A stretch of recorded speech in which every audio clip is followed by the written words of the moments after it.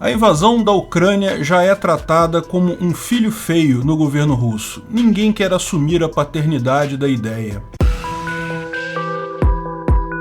Esse é o Visão Libertária, sua fonte de informações descentralizadas e distribuídas. No dia 9 de março, fizemos um vídeo sobre uma carta supostamente vazada por um analista do FSB, o Serviço Secreto Russo, a antiga KGB, para Vladimir Oshechkin, um jornalista e defensor dos direitos humanos russo que vive exilado na França. A carta foi traduzida do russo para o inglês por Igor Shushko, um piloto de corrida nascido na Rússia, mas que mora atualmente nos Estados Unidos. Essa carta mostrava como os diversos relatórios pedidos pelo Comando Central do Exército Russo sobre uma eventual invasão na Ucrânia foram tratados pelo FSB como mera burocracia. Dessa forma, os analistas simplesmente faziam a análise básica e o resultado final era sempre favorável à Rússia. Porque o analista sabia que se ele escrevesse um relatório dizendo que aquela situação seria ruim para a Rússia, ele ia ser questionado, teria que se explicar, enfim, teria um monte de trabalho. Então, trataram isso como mera burocracia, faziam sempre relatórios que, apesar de várias considerações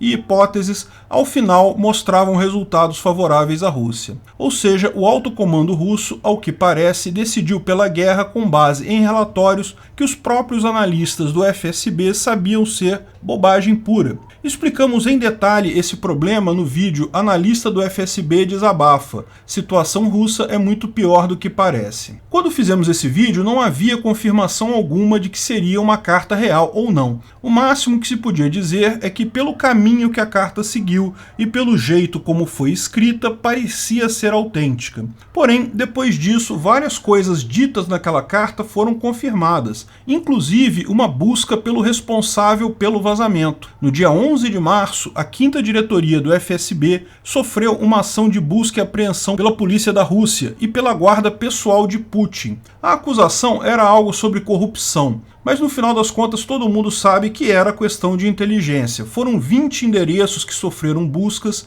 incluindo alvos na 5ª e na 9ª diretoria do FSB. Os comandantes dessas diretorias estão em prisão domiciliar. Tudo leva a crer que a ação reflete o que foi falado na primeira carta. O alto comando e Putin estão culpando o FSB pela decisão errada da invasão na Ucrânia. Além disso, sabem que foram vazadas informações e querem a cabeça de quem quer que esteja vazando esses dados. A ponto de que o analista falou que não vai mais se pronunciar por hora para evitar riscos pessoais. Essa operação, que foi noticiada em vários jornais, confere ao menos uma maior credibilidade à história. Então, talvez valha a pena ver as outras 4 cartas que ele chegou a mandar antes desse dia. Vou deixar o link aqui da tradução para o inglês dessas cartas na descrição do vídeo. Não vou apresentar aqui todo o conteúdo das cartas, é muito extenso. Apenas as partes que eu considero mais importantes, tal como fiz no primeiro vídeo. O analista começa traçando um perfil psicológico de Putin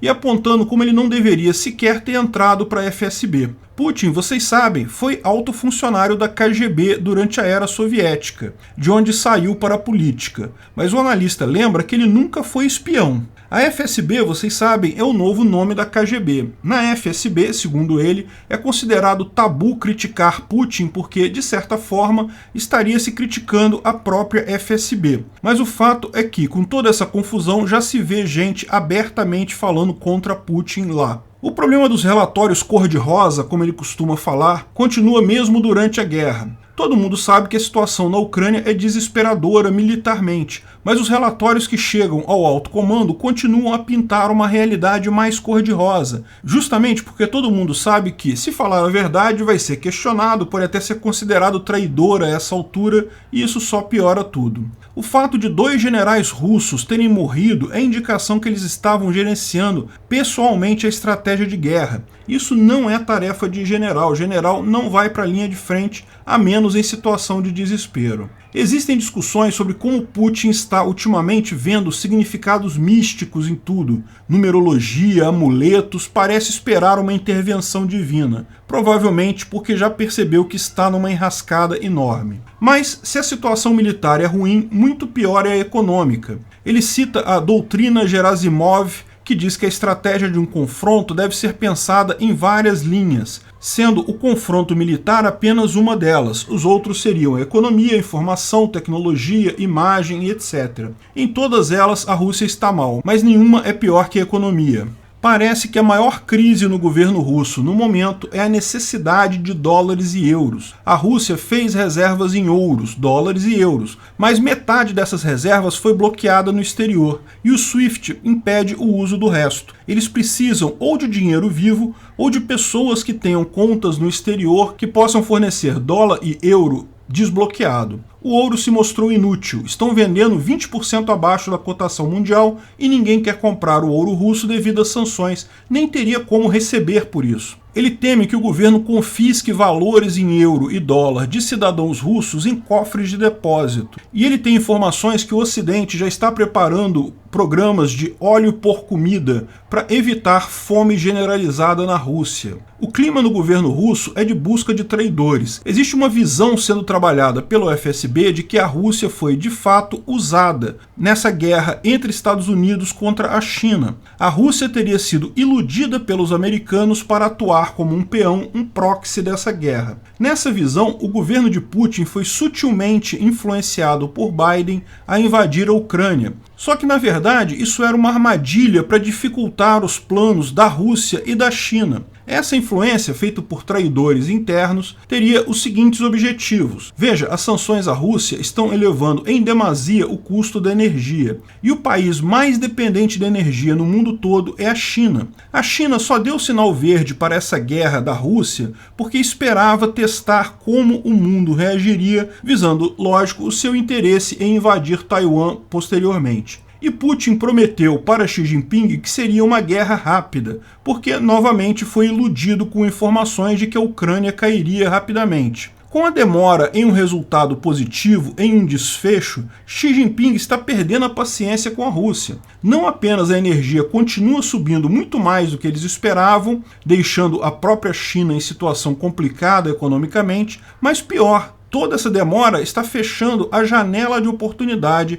que Xi Jinping teria para fazer o mesmo com Taiwan antes das eleições chinesas desse ano. Com o resultado negativo da Rússia, Xi estaria enfrentando agora resistência nas próprias forças armadas para fazer o mesmo com Taiwan em tão pouco tempo. Todos agora querem rever os planos com muito mais cuidado. Segundo o analista, a armadilha que os Estados Unidos colocou à Rússia foi a mesma que ele fez com o Iraque, usando o Kuwait como isca. Segundo, diz ele, a inteligência americana deu a entender a Saddam Hussein, lá em 1990, que ele poderia invadir o Kuwait, que não haveria retaliação americana. Os americanos não iriam querer comprar guerra por um aliado tão pequeno. Saddam Hussein invadiu o Kuwait e acabou recebendo a guerra, a tempestade no deserto, em seu país. Da mesma forma, segundo ele, o FSB tinha informações de que os americanos não iriam interferir militarmente e que as sanções econômicas seriam leves, e até que os Estados Unidos atuariam para encorajar Zelensky a renunciar. Agora, o Ocidente está não apenas aleijando a Rússia com sanções,